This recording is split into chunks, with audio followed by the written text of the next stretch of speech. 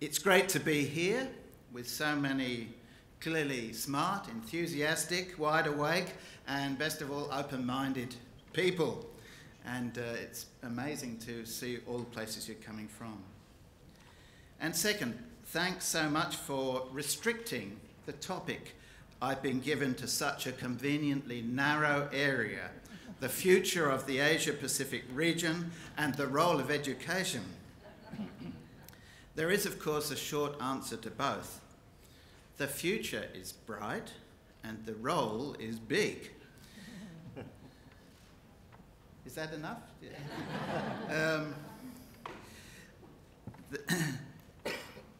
That's the good news for everyone working in this great cause.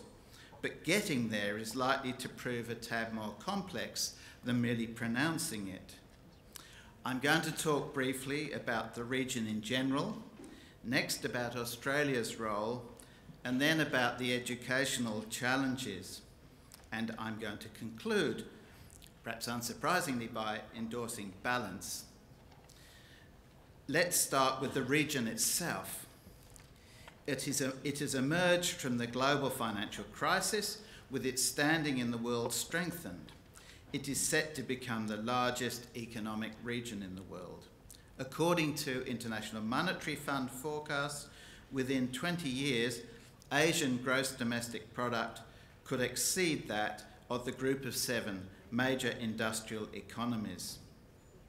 This year, the Asia-Pacific's economic growth is set to be more than triple that of Europe and more than double that of the USA. If global demand now starts to slow down again as feared, or in some quarters expected, causing a significant fall in Asian export growth, many governments there can step up their fiscal stimuli to ensure domestic demand growth remains positive. Public debt loads are mostly relatively low, thanks in part to lessons well learned from Asia's own financial crisis back in 1997 and 98, and revenue growth has been strong for most governments over the last year, so there is scope for considerable stimulus, though a question mark hovers over China due to the unknown extent of its local government debt, which will probably infect the big banks. Given its rise as an economic powerhouse, it is natural that the region's voice should become increasingly influential. This trend is already underway. 6 of the group of 20 major industrialised and emerging economies, the G20, are from the Asia-Pacific region. The population of the region is almost 4 billion, about 60% of the world's population. But a big demographic divide is on the way, with India's population continuing to grow rapidly, while China's, toned down by the one-child policy, is due to peak soon, with all the ramifications that will produce, including the need for India to step up rapidly its education spending, while China is able to spend more on each child just by holding education budgets steady. And despite its rapid economic growth, Asia still accounts for many of the world's poor. Even the nations that have become, in a sense, middle class contain pockets of grim poverty, including the region's giants, China and India. According to the United Nations Development Programme, 43% of the world's poor live in South Asia and 21% in East Asia and the Pacific.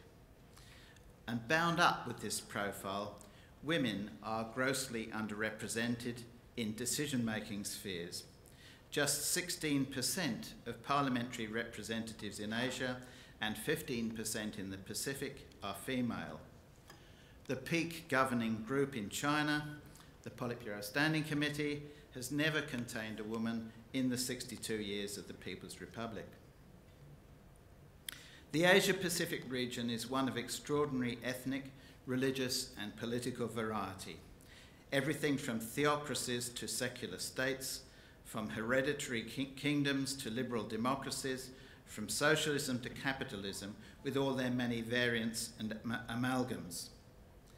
Inevitably, there are long-standing zones of conflict or of contested sovereignty, including the Korean Peninsula, Taiwan and Kashmir, and the hotspot of today, the South China Sea. But on the whole, these have been managed and massaged down by the players, even though they remain unresolved. I should mention in this context the important role played by the Association of Southeast Asian Nations, which is enjoying something of a renaissance as its 10 members surge economically and as its role as the hub organisation of the whole region is confirmed.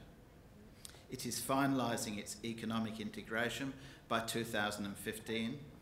It is preparing to welcome the presidents of America and Russia to participate for the first time in the next East Asia Summit in Jakarta in mid-November, when the conversation will include, according to the Secretary-General of ASEAN, energy, finance, pandemics, disaster relief, and, yes, of course, education.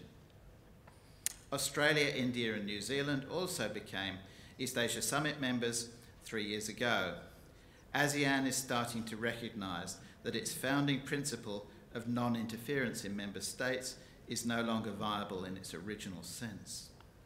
And its biggest member state is coming into its own as a great new power. This is a much underreported, I believe, element of what's happening in our region. Marty Natalegawa, the Foreign Minister of Indonesia, which is chairing ASEAN this year, told me during a recent meeting in Kuala Lumpur, and I'm going to quote his remarks at length. He said, "The international community hasn't become fully aware of the Indonesia success story as a democracy and as an economy. I don't really mind that. It's better to overachieve and have the advantage of surprise. 10 years ago, Indonesia had the obituaries written, but through a difficult process, we began to reap a democratic dividend. It's still a work in process, and we're not complacent, but we've made considerable progress." Indonesia is not one of the so-called BRICS group, a name concocted by a guy with an investment bank, Brazil, Russia, India, China, and South Africa.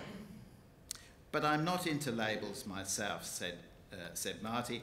"We are who we are. We don't need to be told. It's about projecting an independent, active outlook, not about aligning here or there. ASEAN is like an equilibrium maker. We must avoid imagining the rise of one nation must be at the expense of another. If we see China as a real problem, then it will become a problem. If you say it must be contained, then it will be a problem. China's rise and India's rise are an opportunity, and continuing to engage with the United States is an opportunity.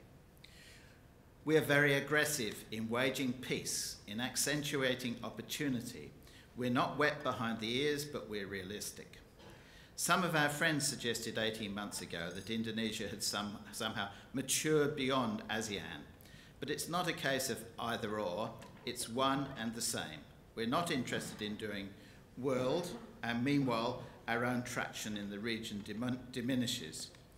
We want ASEAN to be more part of the global outlook. It's extremely difficult," he said, "to distinguish between bilateral, regional and global. Distinctions are almost desperate.